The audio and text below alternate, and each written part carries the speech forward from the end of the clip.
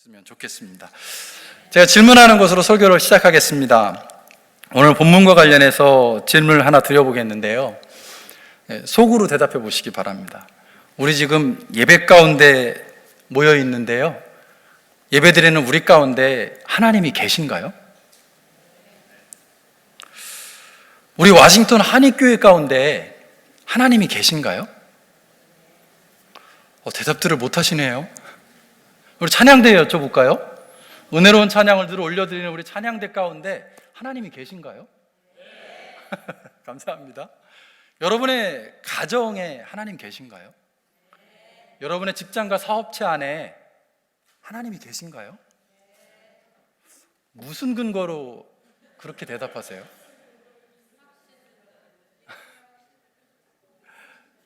대답은 크게 하셨는데 근거를 잘 못 대시네요. 오늘 본문 말씀에서 그 질문에 대한 대답의 기준을 발견했으면 좋겠습니다. 오늘 요한일서 4장 말씀은요, 과연 우리 가운데 하나님이 계신가 그렇지 않은가를 판단할 수 있는 중요한 기준 하나를 알려줍니다. 또 질문 하나 드려볼게요. 성경을 같이 봉독했습니다. 차분차분 너무 잘 읽어주셔서 제가 되게 감사했어요. 오늘 성경 봉독하신 권사님이요. 오늘 본문 속에서요, 제일 많이 나오는 단어가 두 개 있습니다. 계속해서 그 단어가 반복해서 쓰여지고 있어요. 힌트를 드리면 명사 두 개입니다. 사랑, 그리고 뭐죠? 사랑 이야기하면서 그 사랑이 누구라고요? 하나님이라고 이야기합니다. 오늘 본문에요, 이 사랑과 하나님이란 단어가 정말 많이 나옵니다. 7절에서 12절, 19절에서 21절, 이 짧은 구절 속에 사랑이 22번이 나옵니다. 그리고 하나님이 17번 등장해요. 21절에 주님, 이것도 하나님으로 계산하면 하나님이 18번이나 나오세요. 물론 성경 번역본에 따라는 개수가 다를 수 있지만 분명한 것은 이 사랑과 하나님이라고 하는 이 두 단어가 오늘 본문 속에서 애들 말대로 완전 많이 나옵니다. 정말 많이 나와요. 그 이야기는 오늘 본문을 통해서 우리가 함께 나누고자 하는 메시지를 이 사랑, 하나님이라고 하는 두 단어로 요약할 수 있다는 겁니다. 그리고 제가 앞에서 드렸던 질문 있잖아요. 우리 가운데 하나님이 계십니까? 라고 하는 질문에 대해서 이 사랑, 하나님이라는 이 두 단어를 가지고 대답을 할 수 있게 될 겁니다. 4장 7절 말씀은 이렇습니다. 사랑하는 여러분, 서로 사랑합시다 라고 되어 있습니다. 새 번역에서는 서로 사랑합시다 라고 번역을 하고 있지만 개역개정 성경은요, 그 앞에 주어를 넣고 있습니다. 우리가 서로 사랑하자. 그래서 누가 사랑해야 되느냐? 우리가 라고 주어를 확인하고 있습니다. 영어 성경도 마찬가지입니다. Let us love one another. 여기서 us 또는 우리라고 하는 표현에 주목했으면 좋겠습니다. 너희는 서로 사랑해야 돼 라고 요한이 이야기하지 않는다라는 겁니다. 이 말씀을 기록한 사도 요한이요, 나는 사랑 잘 하고 있거든? 그러니까 니들 잘해야 돼. 나는 원래 잘해 라고 이야기하는 게 아니고요, 우리가 서로 사랑하자라고 이야기합니다. 바꿔 말하면 이 말을 하고 있는 요한 자신을 포함해서 그의 이야기를 전해 듣게 될 모든 그리스도인들이 함께 사랑해야 함을 이 사도 요한이 강조하고 있다는 거죠. 어느 누구도 예외일 수 없고 모든 그리스도인들에게 필수적으로 요청되는 덕목이 바로 이 사랑이라고 이야기하고 있는 것입니다. 그런데 그 사랑은 어느 일방의 노력만으로 가능하지 않다, 완성되지 않는다라고도 이야기합니다. 그래서 쌍방 모두에게 이 사랑의 행위가 필요하다라는 점을 강조하기 위해서 서로 사랑하자, each other, one other 이라고 표현하고 있는 것이죠. 그렇다면 사도 요한은 왜 사랑합시다 라고 하면서 서로 사랑하는 것의 중요성을 강조하고 있을까? 그 대답이 7절 이하 그리고 8절까지 이어지면서 설명되어지고 있습니다. 그런데 그 대답을 찾기 위해서 한 가지만 더 살펴보기를 원하는 것은, 우리말 성경에는요, 서로 사랑합시다 하고 그 접속사가 들어가 있지 않습니다. 그냥 바로 사랑은 이라고 해서 다음 문장으로 들어가고 있는데요, 헬라어 원문을 들여다보면 그 중간에 접속사 하나가 분명하게 들어가 있다라는 거죠. 호티라고 하는 접속사가 들어가 있습니다. 근데 이 호티는요, 우리말로 하면 왜냐하면, 영어로는 because, for 이라고 하는 그런 의미를 가지고 있습니다. 그러니까 우리 서로 사랑합시다, 왜냐하면 이러이러하기 때문입니다 라고 요한이 7절 이하에서 설명을 하고 있다라는 거죠. 그래서 그런 관점을 가지고 본문의 말씀을 다시 한번 좀 살펴보기를 원합니다. 사랑하는 여러분, 서로 사랑합시다. 왜냐하면 사랑은 하나님에게서 난 것이기 때문입니다. 왜냐하면 사랑하는 사람은 다 하나님에게서 났고 하나님을 알기 때문입니다 라고 바꾸어 읽을 수 있다라는 겁니다. 왜냐하면 사랑은 하나님에게서 난 것이기 때문입니다.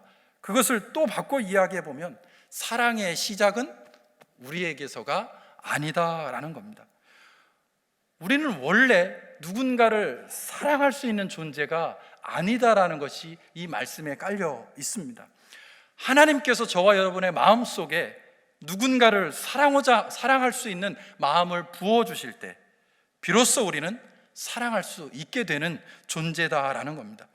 하나님으로부터 사랑의 마음이 우리에게 부어지지 않으면 우리는 절대로 사랑할 수 없다라는 고백이 여기에 담겨 있습니다.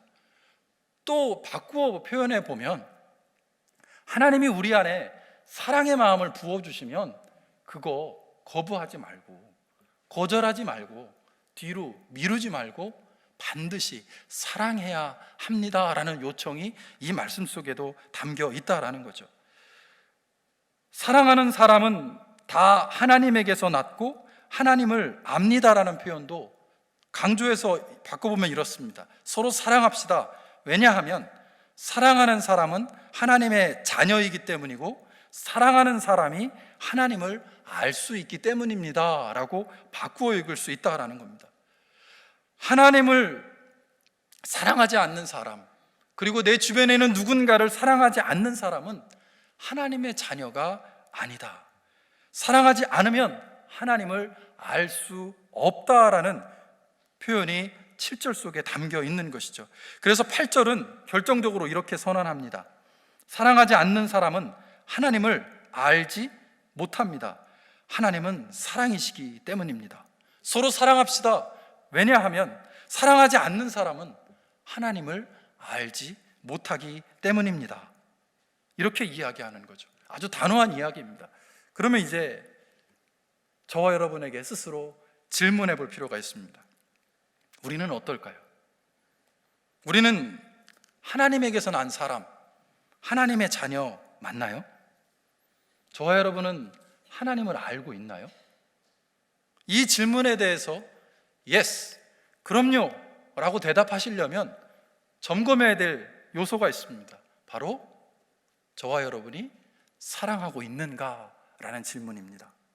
만약 우리가 사랑하며 살고 있지 않다면 저와 여러분의 삶 속에서 사랑이 전해지고 나누어지고 있지 않다면 비록 저와 여러분이 교회에 다니는 교인일 수는 있을지 몰라도 하나님의 자녀일 수 없고 하나님을 알지 못한다라고 사도 요한은 계속해서 강조하고 있기 때문에 그렇습니다.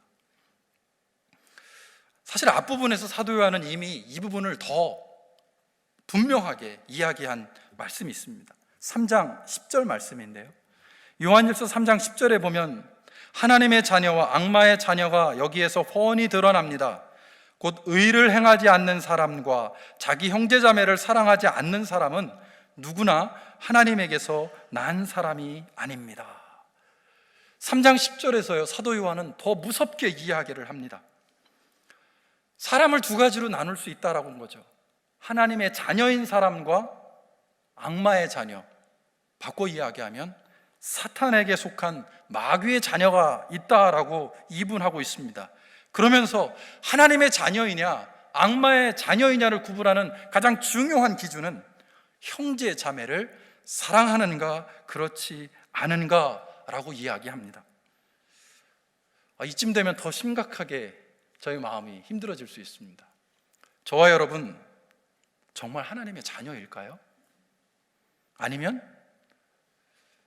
조금 불편하지만 마귀의 자녀일까요? 그 대답, 그 질문이 전제하고 있는 것은 아주 단순하고 분명하지만 결코 가볍지 않은 내용인데, 우리가 과연 사랑하고 있는가라는 질문입니다. 그러면서 이제 사도 요한은 이어지는 4장 9절 이하의 말씀에서 그 사랑의 가장 결정적인 본보기를 십자가 사건으로 들고 있습니다. 9절에서 11절 말씀을 제가 읽을 텐데요, 잘 들어보시면 좋겠습니다. 하나님의 사랑이 우리에게 이렇게 드러났으니 곧 하나님이 자기 외아들을 세상에 보내주셔서 우리로 하여금 그로 말미암아 살게 해주신 것입니다. 사랑은 이 사실에 있으니 곧 우리가 하나님을 사랑하는 것이 아니라 하나님이 우리를 사랑하셔서 자기 아들을 보내어 우리의 죄를 위하여 화목제물이 되게 하신 것입니다. 사랑하는 여러분, 하나님께서 이렇게까지 우리를 사랑하셨으니 우리도 서로 사랑해야 합니다. 사랑이신 하나님의 성품이 가장 분명하면서도 결정적으로 드러난 사건이 예수를 세상에 보내시고 십자가의 고난과 죽음을 통해서 우리를 살려내신 것이다 라고 사도 요한은 이야기합니다. 예수 그리스도의 십자가 사건에 담겨 있는 것이 바로 하나님의 사랑이라는 것이죠. 저와 여러분을 죄의 문제로부터 해결하기 위해서 하나님의 사랑이 육신의 몸을 입고 이 땅에 오셨고 단번에 완벽한 화목제물이 되어주신 예수 그리스도를 통해 하나님의 사랑이 확증되었음을 다시 한번 사도 요한은 확인해 주고 있습니다. 그럼 왜 사도 요한은 서로 사랑합시다, 우리 서로 사랑하자라고 권면하면서 새삼스럽게 예수 그리스도의 십자가 사건을 이야기하고 있을까요? 그와 같은 엄청난 사랑을 받은 것이 바로 우리다.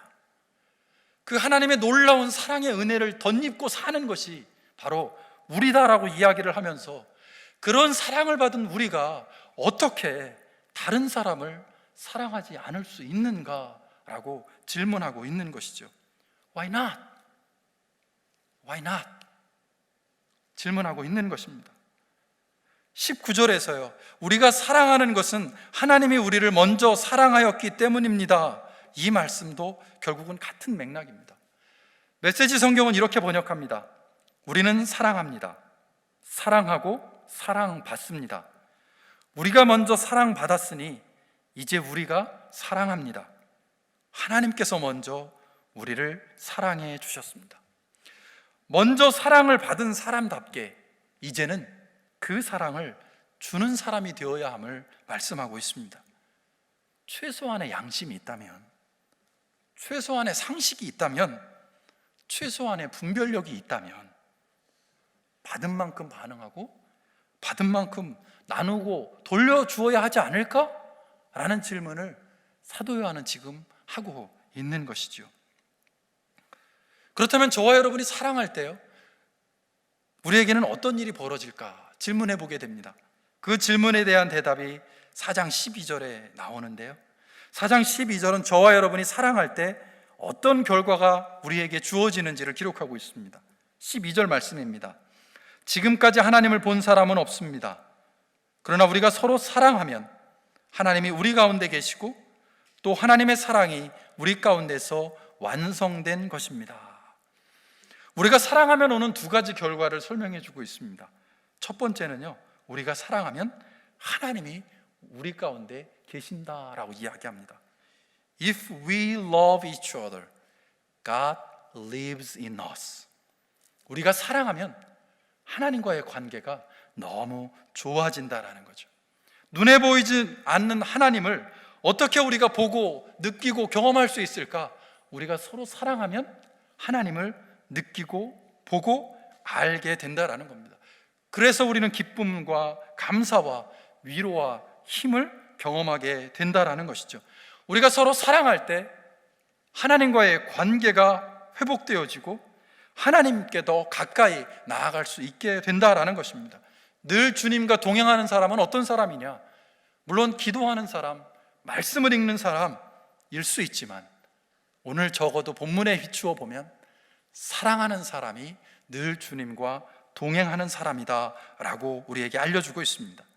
그런데 12절은 우리가 서로를 사랑하면 하나님이 우리 가운데 계신다라고 해서 멈추지 않습니다. 이어지는 말씀은 하나님의 사랑이 우리 가운데서 완성된 것입니다 라고 이야기합니다. 주목해야 될 표현은 우리 가운데서 완성된다라는 겁니다. 우리가 서로 사랑하면 우리가 하나님과 가까워지고 하나님과의 관계가 회복되는 것으로 끝나는 것이 아니라 내 주변에 있는 사람들, 가족, 친구, 직장 동료, 교회 안에서 만나는 성도들, 서로의 관계 안에서도 용서와 화해가 일어나고 깨어지고 멀어졌던 관계가 회복되는 것으로 이어진다라고 말씀합니다. 우리 가운데서 완성된다라고 하는 그 완성에 담겨있는 의미는 하나님과의 관계뿐만 아니라 다른 사람과의 관계로까지 그 사랑이 확장되고 있음을 설명하고 있는 것이죠. 그러니까 사랑은 하나님과의 관계를 회복시킬 뿐만 아니라 사람들과의 관계도 회복시킨 힘이 있다라고 말씀하고 있습니다. 마태복음 22장에 보면 예수님께서요, 어떠한 율법학자가 와서 모든 율법 중에서 가장 큰 계명이 뭐냐라고 물어봤을 때 율법 잘 지키고 하나님 사랑해 라는 대답으로 멈추지 않으셨습니다. 그리고 나서 바로 이어서 이웃을 사랑하라 라고 말씀합니다. 하나님 사랑과 이웃 사랑이 결코 분리될 수 없는 것이고 어느 한쪽만 잘 한다고 해서 되는 것이 아님을 주님은 알려주고 계십니다. 하나님과의 관계 회복은 반드시 다른 사람들과의 관계 회복으로 이어지게 되어 있습니다. 왜냐하면 사랑의 근원이시고 사랑 그 자체이신 하나님이 우리 관계 안에 있게 되면 자연스럽게 다른 사람과의 관계도 좋아질 수밖에 없기 때문에 그렇습니다. 이제 본문에 대한 설명을 드렸으니까요, 설교 초반에 드렸던 질문을 다시 한번 드려보겠습니다. 우리 가운데 하나님이 계신가요? 찬양대 이렇게 조용해지셨나요? 우리 와싱턴 한익교회 가운데 하나님이 계신가요? 감사합니다. 우리 찬양대 안에 하나님이 계시죠? 여러분의 가정 가운데, 부부 사이에, 자녀와 부모 사이에, 그리고 직장과 사업장에서 만나는 사람들 사이에 하나님이 계신가요? 이 질문에 대한 대답을 위해 우리가 점검해야 할 것은 사랑, love, 바로 그것입니다. 우리가 서로 사랑한다면 우리는 하나님의 마음을 품고 있는 것입니다. 우리가 서로 사랑한다면 우리는 하나님을 알고 있는 것입니다. 우리가 서로 사랑한다면 우리는 마귀의 자녀가 아니라 하나님의 자녀입니다. 우리가 서로 사랑한다면 예수님의 십자가 사건에 담겨 있는 하나님의 사랑을 알고 있는 것입니다. 우리가 서로 사랑하면 우리 가운데 하나님이 계신 것이고 그 하나님으로 인해 우리의 모든 관계는 회복되어지는 것입니다. 사도 요한은 20절과 21절에서 우리가 거짓말쟁이인지 아닌지를 분별할 수 있는 분명한 기준을 제시해 주고 있습니다. 그것은 형제자매를 사랑하는가 그렇지 않은가입니다. 4장 20절 말씀입니다. 누가 하나님을 사랑한다고 하면서 자기 형제자매를 미워하면 그는 거짓말쟁이, 라이어입니다. 보이는 자기 형제자매를 사랑하지 않는 사람이 보이지 않는 하나님을 사랑할 수 없습니다. 하나님을 사랑하는 사람은 자기 형제자매도 사랑해야 합니다. 우리는 이 계명을 주님에게서 받았습니다 라고 이야기합니다. 더 이상의 설명이나 해설이 필요 없는 말씀입니다. 핑계댈 것도 없고요, 합리화할 방법도 없습니다. 이런저런 상황과 이유를 들어가면서 정당화하려고 할 필요도 없습니다. 말 그대로 저와 여러분이 스스로에게 질문해 보면 됩니다. 우리가 과연 가정에서, 교회에서, 직장에서 만나는 우리의 형제자매, 그것이 자녀이든 부모이든 육신의 형제자매든 직장의 동료이든 우리 워싱턴 한인교회에서 만나는 성도들이든 그들을 사랑하지 않는다면, 그러면서 하나님을 사랑한다라고 이야기하면 저와 여러분은 거짓말쟁이라고 이야기합니다. 만약 우리가 사랑하지 않는다면, 그러면서 말과 행동이 다르다면 우리는 거짓말쟁이입니다. 여기서 하는 말이 다르고 저기서 하는 말이 다르면 우리는 거짓말쟁이입니다. 사람에 따라, 상황에 따라 다르게 말하는 것은 거짓말쟁이다라는 거죠. 하나님 앞에서 하는 말이 따로 있고 사람들 앞에서 하는 말이 따로 있으면 우리는 거짓말쟁이입니다. 3장 10절의 말씀을 비추어 보면 하나님의 자녀가 아니라 악마의 자녀일 수 있다라는 거죠. 너무나 무서운 이야기가 아닐 수 없습니다.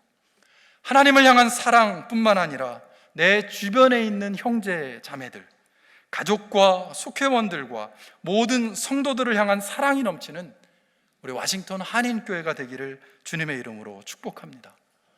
사랑이신 하나님을 아이들에게 알게 하고 경험하게 하는 교사들과 부모들이 우리 가운데 계속해서 생겨나기를 소망합니다.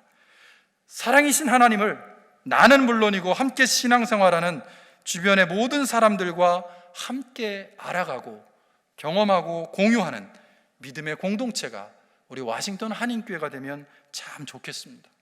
그리고 우리 성도들 가운데서 경험되어지고 확인되어지고 누려지는 그 사랑이신 하나님이 우리 교회의 울타리를 훌쩍 넘어서 더 넓은 커뮤니티로 전해지고 나누어질 수 있기를 간절히 소망합니다.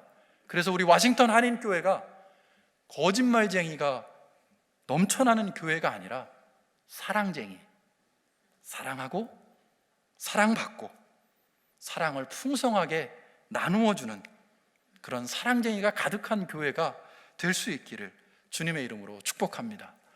이 시간에 짧은 동영상을 하나 보겠습니다. 사랑이 무엇인지, 그리고 그 사랑이 어떤 결과를 가져오는지를 생각하게 해주는 영상이라서 여러분과 함께 보고 싶었습니다. 물론 기독교라고 하는 그런 종교적인 배경에서 만들어진 건 아니지만 그 안에 담겨 있는 메시지가 저희들로 하여금 충분히 공감하게 하는 것 같아서 여러분과 함께 나누고 싶습니다. 참고로 이것은 태국에서 만들어진 영상입니다.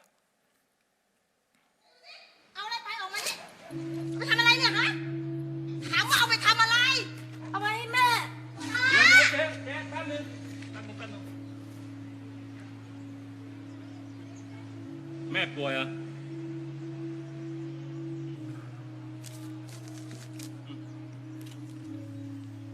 อย่าทำอย่างนี้อีกนะหมวยเกาเหลา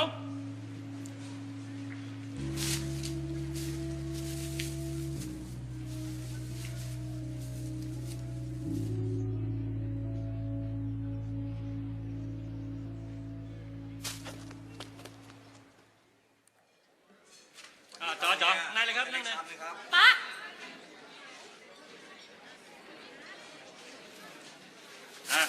จัดไปสั่งมาเร็วต่ออะไร